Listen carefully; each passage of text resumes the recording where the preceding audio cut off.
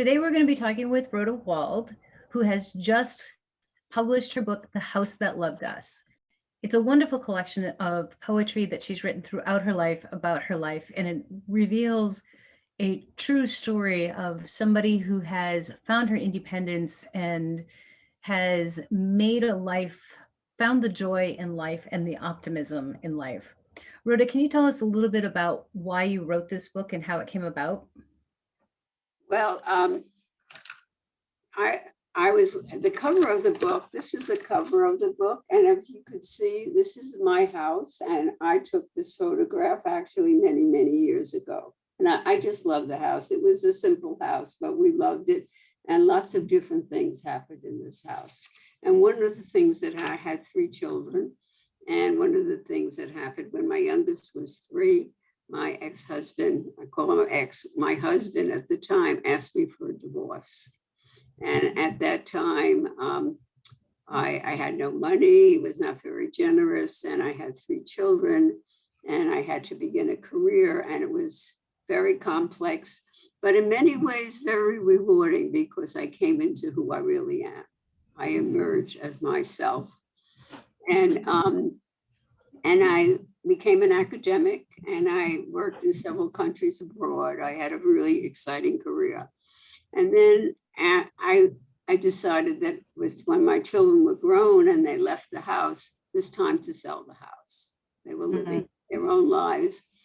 And as much as I was pained, I just thought it was just time to do that. And the market was high.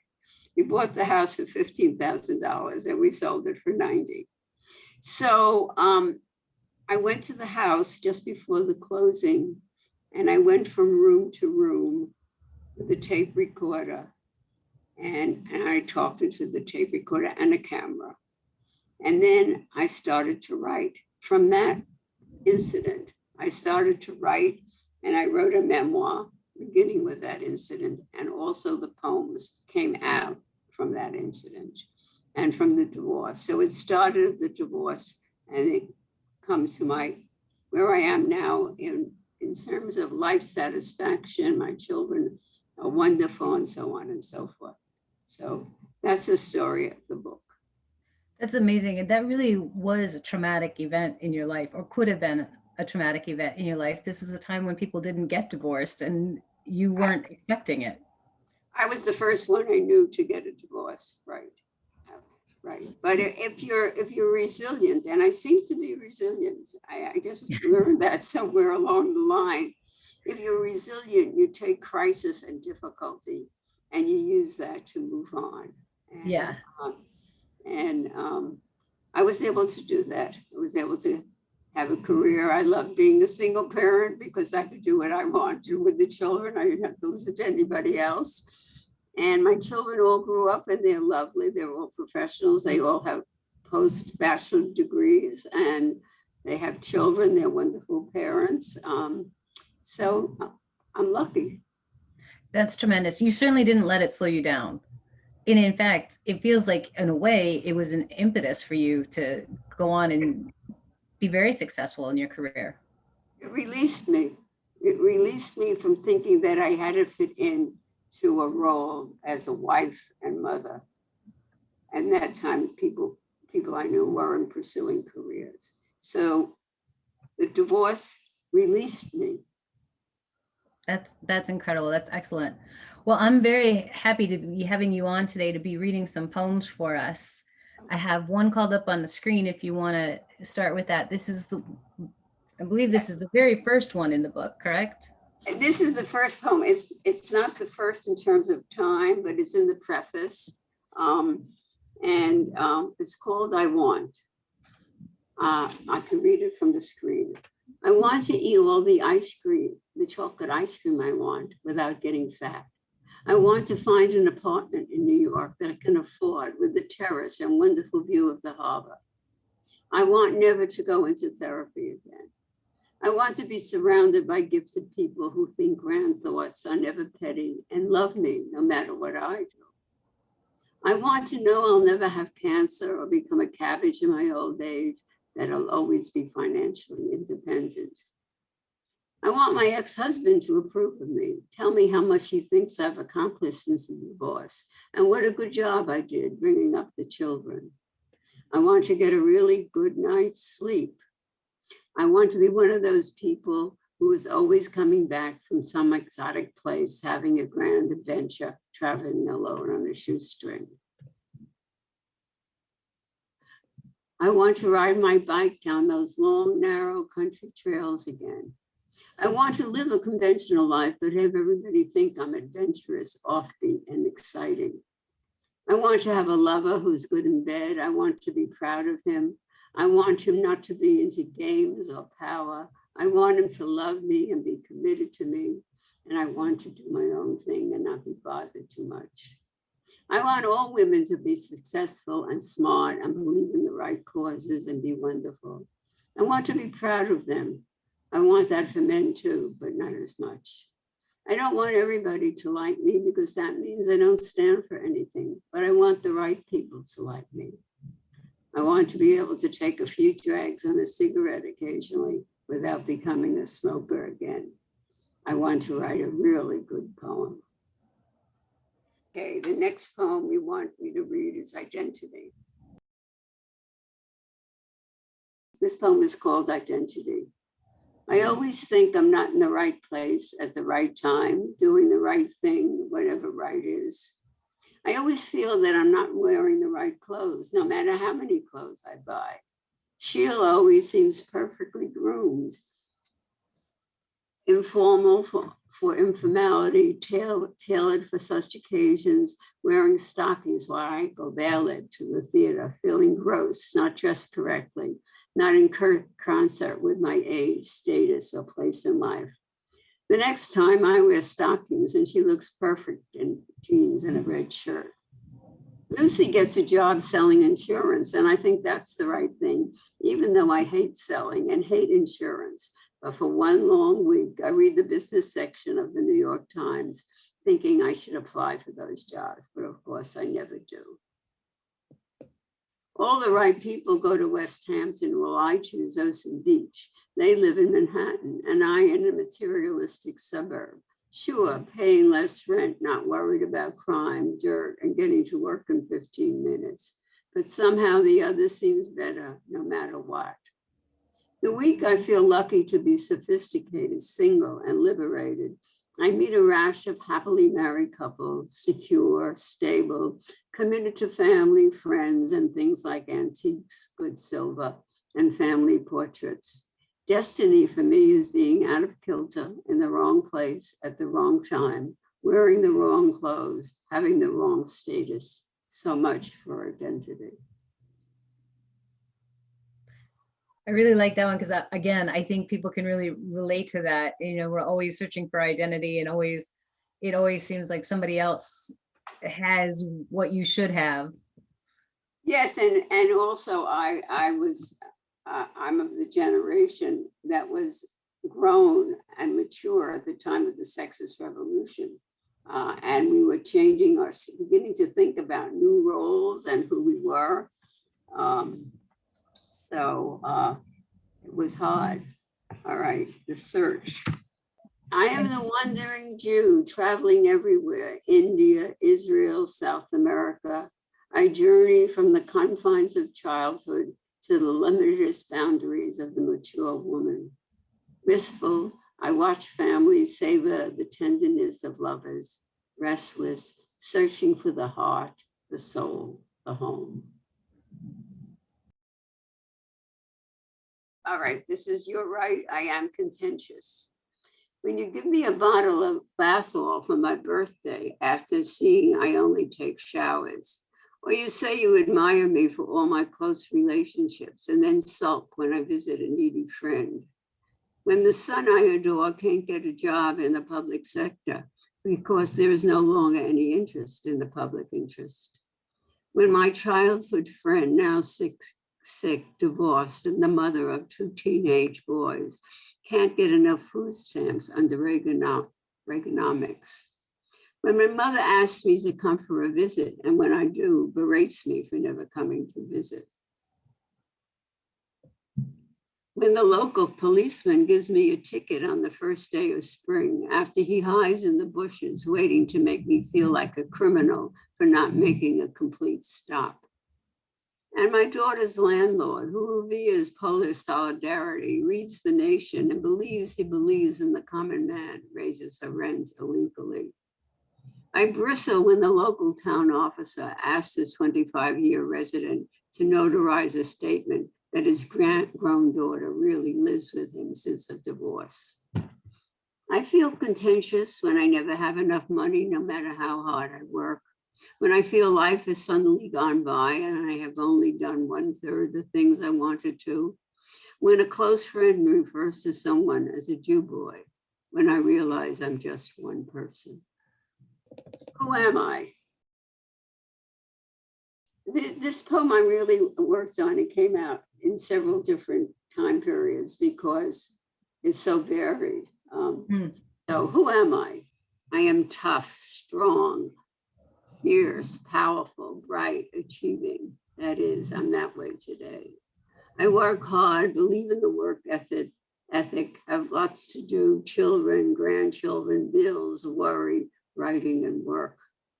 Sometimes I think I'm a writer. I had 2 rejections recently. Does that make me a writer? I am a successful mother, a failure with men.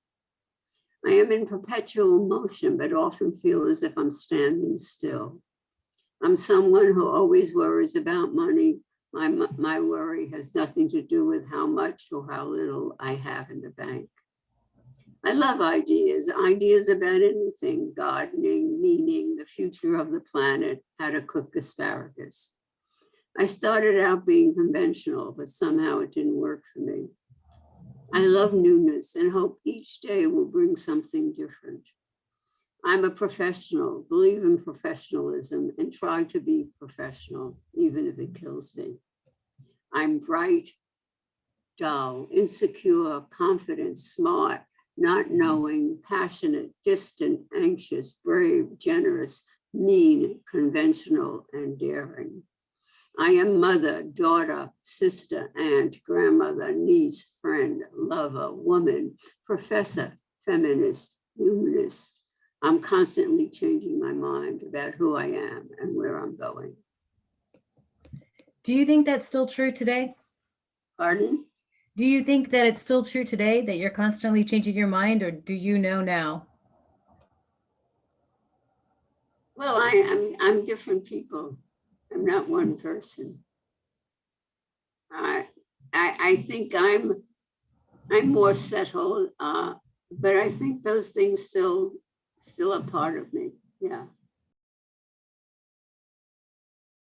This is a poem that has the same kind of rhythm as the one that I read first, but it's about 20 years later. I want 20 years later.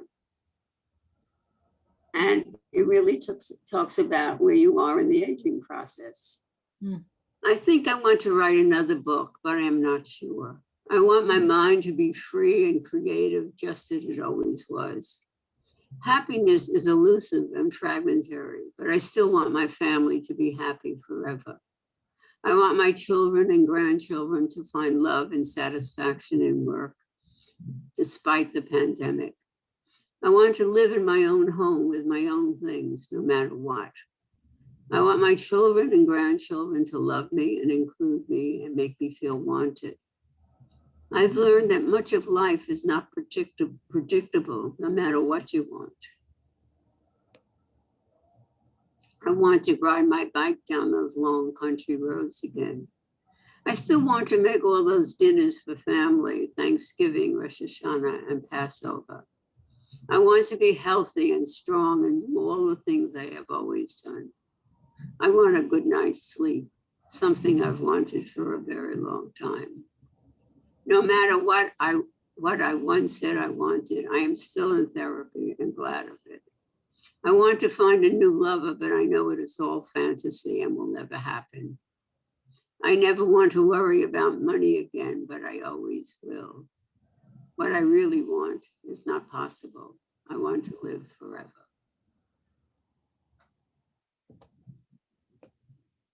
So now that are you done with writing? Or have you, this is your second book, or is there another one? A new poem is in this book. The one, I forgot what it's called. I'm taking a course on wisdom in my synagogue, and she gave us an assignment, and that you had to talk about what your heart is, what in terms of wisdom. And I am the heart. So that I wrote that for that course that I'm taking with the rabbi once a month with me. And I wrote the COVID-19 thing, which is the next to the last poem. Mm-hmm. And you just can't sit down and write. I can't sit down. I can, some people can. I can't sit down and write a poem. It just has to come, and then it just comes out.